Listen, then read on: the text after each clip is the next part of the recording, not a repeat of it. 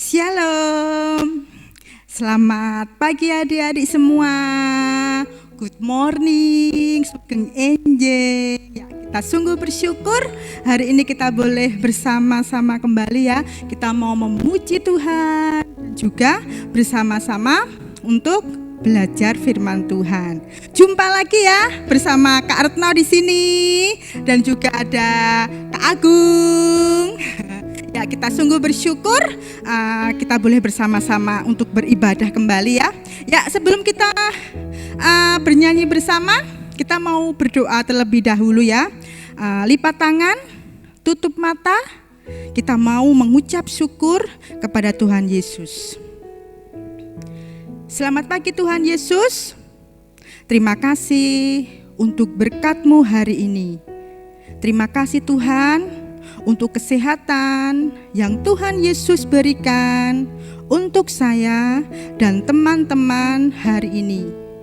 Saya sudah siap untuk memuji, memuliakan nama Tuhan. Terima kasih Tuhan Yesus. Di dalam nama Tuhan Yesus, saya berdoa dan mengucap syukur. Haleluya. Amin. Ya, puji Tuhan. Adik-adik semua happy hari ini? Ya, tentu happy ya. Ya, tentunya sehappy teman kita Farah yang mau mengajak kita semua untuk bersama-sama memuji Tuhan ya. Memuji nama Tuhan. Happy ya. Happy ye. Yuk semua adik-adik bangkit berdiri. Kita mau sama-sama memuji nama Tuhan. Happy ya. Happy ye bersama teman kita Farah.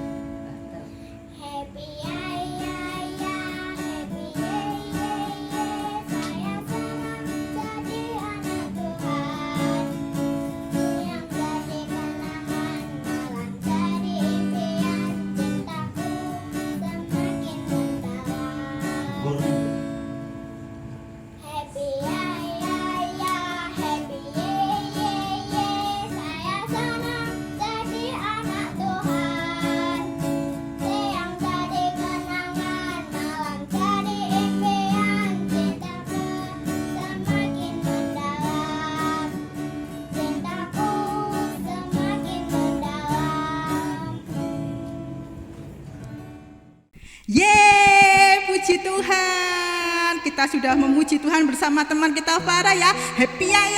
Happy ye. Kita senantiasa bersuka cita di dalam Tuhan Yesus karena kita senantiasa berjalan serta Yesus untuk selama-lamanya. Yuk kita nyanyi lagi ya. Tetap yuk bangkit berdiri. Kita mau nyanyikan jalan serta Yesus dalam suka dan duka. Kita mau senantiasa bersama Tuhan Yesus.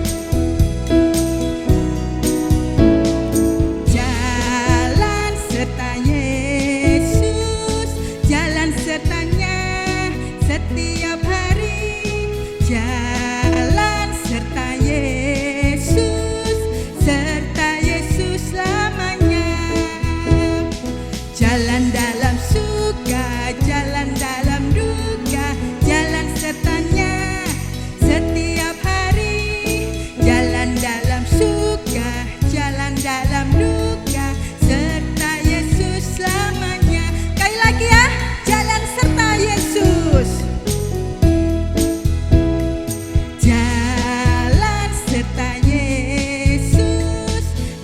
Sertanya, hey, setiap hari jalan serta Yesus selamanya. Jalan dalam suka, jalan dalam suka, jalan dalam duka, jalan sertanya, hey, setiap hari jalan dalam suka, jalan dalam duka, serta Yesus selama jalan dalam suka, jalan dan duka, jalan sertanya, hey,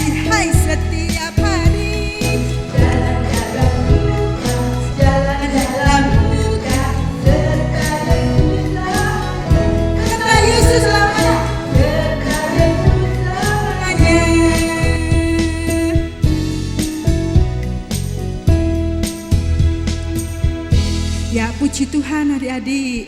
Nah, sekarang kita mau mempersiapkan hati kita untuk mendengarkan cerita firman Tuhan. Tetapi kita mau berdoa dulu ya. Dan teman kita David akan mengajak dan memimpin kita untuk berdoa. Mari teman-teman kita berdoa. Tuhan Yesus, pagi ini kami datang kepadamu. Terima kasih tadi Tuhan sudah melindungi kami di perjalanan. Tuhan Yesus, kami juga berdoa untuk Kak Ratno yang akan menyampaikan firman Tuhan. Nanti tolong Tuhan lindungi. Juga kami doa supaya teman-teman bisa duduk diam dan teman-teman bisa mendengarkan firman-Mu. Tuhan Yesus, kami juga berdoa supaya kami bisa mendengarkan firman-Mu dengan jelas. Dalam nama Tuhan Yesus dan berdoa. Amin. Hai, apa kabar adik-adik semuanya yang di rumah? Pak Kris berharap bahwa adik-adik semua dalam kondisi yang sehat, dan kita sungguh bersyukur untuk hari ini, pagi hari ini kita boleh bersama-sama beribadah kepada Tuhan. Semua sudah siap? Ya, saya lihat semua sudah siap ya. Ada Marsha, ada teman kita Johan, ada yang Kak Ibon, ada yang ya semua sudah siap ya. Sungguh bersyukur untuk saat ini kita mau kembali belajar firman Tuhan yang kemarin yang sudah disampaikan oleh Ibu Ari bahwa tentang Yusuf. Jadi kemarin masih ingat ceritanya Yusuf sampai di mana? Iya, Yusuf telah dijual oleh saudara-saudaranya. Kepada siapa? Ya, kepada saudagar. Ya, saudagar-saudagar yang telah membeli atau dia telah menerima budak yang beli dari kakak-kakaknya Yusuf. Dan kita akan kembali lagi tentang belajar tentang firman Tuhan dari Kejadian. Ya, silakan adik-adik buka Alkitabnya di dalam Kejadian pasal 39. Kita baca ayat 1 sampai yang kedua. Yusuf di rumah Potifar. Adapun Yusuf telah dibawa ke Mesir, dan Potifar seorang Mesir, pegawai istana Firaun, kepala pengawal raja, membeli dia dari tangan orang Ismail yang telah membawa dia ke situ. Tetapi Tuhan menyertai Yusuf, sehingga ia menjadi seorang yang selalu berhasil dalam pekerjaannya. Maka tinggallah ia di rumah tuannya orang Mesir itu. Lah, adik-adik semuanya yang kami kasih dalam Tuhan Yesus, kemarin kita lihat bahwa Yusuf begitu sedih ya, karena mereka dijual oleh kakaknya yang sangat tidak suka karena Yusuf lebih dikasih oleh orang tuanya atau Yakub. Nah, di sini kita mau melihat selanjutnya, yaitu bahwa Yusuf tinggal di dalam rumah Potifar. Bagaimana kehidupan mereka selama mereka perjalanan bersama dengan saudagar-saudagar itu, mereka dibawa ke Mesir. Nah, di Mesir itulah ada seorang kepala pengawal raja. Ada yang tahu namanya siapa? Iya, betul, ia adalah Potifar. Dia seorang pengawal, kepala pengawal raja. Nah, dia sudah dibeli, mungkin dalam hati Yusuf dia akan dijadikan pengawal. Tapi kita lihat bahwa mereka dibawa pulang ya ke rumah Potifar ini. Dia melihat di rumah itu sungguh luar biasa, megah. Bahkan dindingnya itu berwarna sangat cerah. Bentuknya bagus sekali dan luas luar biasa. Nah, kira-kira Yusuf ini senang tidak ya tinggal di dalam rumah yang sungguh luar biasa nih, mewah dan megah ini. Karena kita tahu bahwa pada saat Yusuf masih bersama dengan orang tuanya dan juga dengan saudara-saudaranya, mereka tinggalnya di mana adik-adik? Mereka tinggal di dalam kemah. Tahu kemah bentuknya seperti apa? Ya, itu kalau adik-adik pernah pramuka itu biasanya ada kemah ya. Tapi itu kemahnya enggak kecil seperti itu. Yang luas, yang bisa dipakai tidur untuk berapa orang?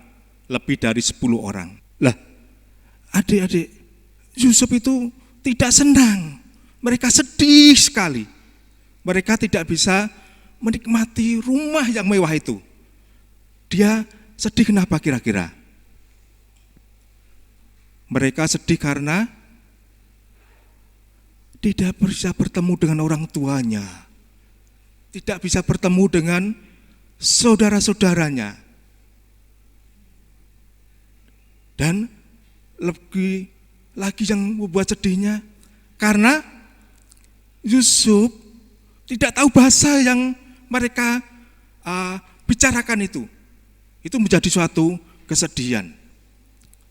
Lah mungkin ada adik pernah ngalami ya, kalau kita pergi jauh dan kita tidak tahu bahasa mereka, kira-kira apa yang kita pikirkan? Kita mau bertanya apa? Kalau kita mau curhat atau menyampaikan sesuatu, tidak tahu bahasanya.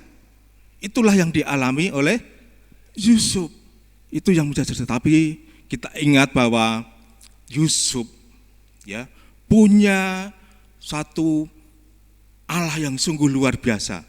Punya Tuhan yang sungguh luar biasa dalam hidupnya, yaitu Tuhan Yesus. Dia menyampaikan, dia mengutarakan segala keluh kesahnya, segala apa yang mereka gumuli, kesedihannya, kesepiannya dalam hidupnya, disampaikan kepada Tuhan Yesus. Di ayat 2 tadi dikatakan bahwa Tuhan menyertai Yusuf. Itulah yang menjadi kekuatan Yusuf, bahwa dia punya teman, punya sahabat yang setia, yaitu Tuhan kita Yesus Kristus. Dan dia punya tekad, punya semangat untuk tetap melakukan yang terbaik dalam setiap pekerjaan yang dia percayakan oleh tuannya kepada Yusuf. Dari hari-hari setiap pekerjaannya dia selalu kerjakan satu demi satu, selalu yang terbaik untuk tuannya, bahkan untuk dia melakukannya untuk Tuhan yang sungguh baik yang selalu menyertainya itu. Nah, itulah yang dilakukan oleh Yusuf. Setiap hari, setiap waktu ke waktu, bahkan dari hari ke hari, bulan, bahkan per tahun, mereka melakukan yang terbaik. Setiap pekerjaannya dilakukannya dengan baik dan berhasil. Kalau kita baca di ayat selanjutnya bahwa tuannya itu sungguh memperhatikan ya Yusuf yang sebagai pelayan atau dikatakan budak, yaitu yang tidak punya penghasilan, tidak cuma bekerja, bahkan dia hanya melakukan apa yang disuruh oleh tuannya itu. Diperhatikannya, kok ini anak muda ini kok setiap saya kasih satu pekerjaan, kok dia selalu berhasil, selalu dikerjakannya dengan baik, dengan sungguh luar biasa, sehingga tuannya ini, Potifar ini punya kasihnya, dia mau memberikan segala kepercayaannya kepada Yusuf ini. Ya, dia serahkan kepada Yusuf semua tanggung jawab di rumahnya itu kepada Yusuf, termasuk dengan pelayan-pelayan lain, pekerjaan di rumahnya selain daripada menyediakan makanan bagi Potifar ini. Nah, singkat cerita bahwa Yusuf semakin hari semakin tumbuh dewasa, semakin dia semakin besar, bahkan semakin cakap, bahkan dia kalau istilahnya tampan ya, wajahnya yang cakap. Dia semakin dewasa dan semakin. Suatu ketika istri Potifar ini dia memfitnah. Bayangkan kalau kita difitnah, bagaimana rasa hati kita. Dia difitnah oleh istri Potifar bahwa dia tidak melakukan apa yang diperintahkan oleh tuannya ini. Karena dia tidak suka dengan Yusuf. Jadi apa yang akan terjadi kalau seseorang kita difitnah? Pasti kita akan memperoleh akibatnya. Ya, benar bahwa akhirnya mereka diutarakan kepada Potifar ini, suaminya, menyampaikan apa yang sedang dialami oleh Yusuf. Dia mendengarkan karena suaminya, akhirnya dia memutuskan untuk memasukkan Yusuf ke penjara. Ya, itu yang dialami oleh Yusuf. Adik-adik, kira-kira apa ya di penjara, apa yang akan dialami oleh Yusuf ini?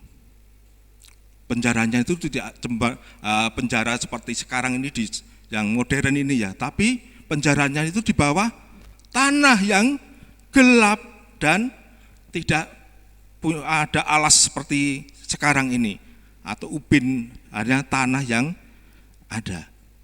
Dan juga di borgol, saudara, adik-adik, kakinya dibelenggu, dikasih rantai supaya tidak bisa kemana-mana. Kalau berjalan ya hanya selangkah sepanjang rantai itu. Itu yang dialami oleh Yusuf. Dan juga di lehernya pun dikasih rantai, adik-adik. Kasihan ya. Yusuf yang dulu sudah dijual oleh saudaranya, sekarang difitnah, bahkan masuk di dalam penjara. Itu yang terjadi. Tapi dia tidak pernah lupa bahwa dia punya Allah, punya Tuhan yang selalu menyertai mereka, sehingga mereka tetap mengandalkan Tuhan, punya pengharapan di dalam Tuhan. Dia selalu bersandar kepada Tuhan, mengutarakan isi hatinya kepada Tuhan. Tuhan sendiri akan bekerja. Kita bisa lihat kalau kita baca di Mazmur 145 ayat 18 bahwa Tuhan dekat kepada setiap orang yang berseru kepada Tuhan. Ya. Dan dengan kesetiaan. Berarti tidak ada putus-putusnya. Mereka selalu berdoa dan Tuhan berkenan atas doa daripada Yusuf. Nah, adik-adik yang kami kasih Tuhan Yesus, sampai di sini cerita firman Tuhan ini, ayat hafalan untuk minggu ini, hari ini, di dalam Kejadian 50 ayat yang ke-20. Sudah siap? Mari kita baca bersama-sama.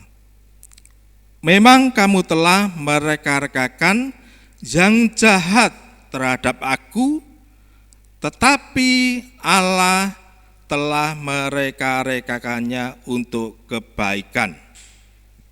Sekali lagi kita akan baca bersama-sama dari 1, 2, 3, Kejadian pasal 50 ayat 20a.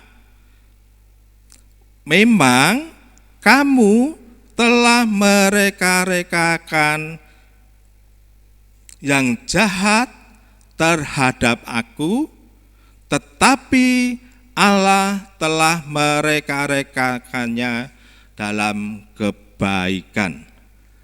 Demikianlah firman Tuhan, dan kita akan akhiri di dalam doa. Mari kita berdoa. Tuhan Yesus, terima kasih untuk firman Tuhan yang telah kami dengar saat ini dan kami renungkan. Kami sungguh bersyukur karena kami boleh belajar tentang keteladanan Yusuf yang walaupun dalam kondisi yang tertekan, walaupun kondisi yang sedih, namun mereka tetap memiliki pengharapan di dalam Tuhan. Dan tolonglah kami ya Tuhan, supaya kami boleh belajar mengandalkan Tuhan, bahkan memohon kepada Tuhan, selalu berdoa kepada Tuhan, menyerahkan semua kegelisahan, kekhawatiran dalam kehidupan kami kepada Tuhan Yesus. Terima kasih Tuhan, di dalam nama-Mu Tuhan Yesus kami berdoa. Amin. Ya, puji Tuhan ya adik-adik, kita sudah mendengarkan cerita firman Tuhan hari ini. Adik-adik masih ingat ayat hafalan kita tadi? Ya, Kak Retno mau ulangi lagi ya, kita mau sama-sama menghafalnya. Kejadian 50 ayat 20a. Memang kamu telah mereka-rekakan yang jahat terhadap aku, tetapi Allah telah mereka-rekakannya untuk kebaikan. Ya, nanti adik-adik yang sudah menghafal nanti bisa mengirim video ayat hafalannya ke Kak Retno atau ke kakak-kakak yang lain. Nah, nanti yang sudah menghafal, nanti videonya Kak Retno upload atau tayangkan di ibadah sekolah minggu kita minggu depan ya. Jadi jangan lupa, ada waktu 1 minggu kan masih lama. Jadi adik-adik semua bisa menghafalkannya di rumah. Oke, ibadah kita hari ini selesai. Tuhan Yesus memberkati. Sampai jumpa minggu depan. Dadah.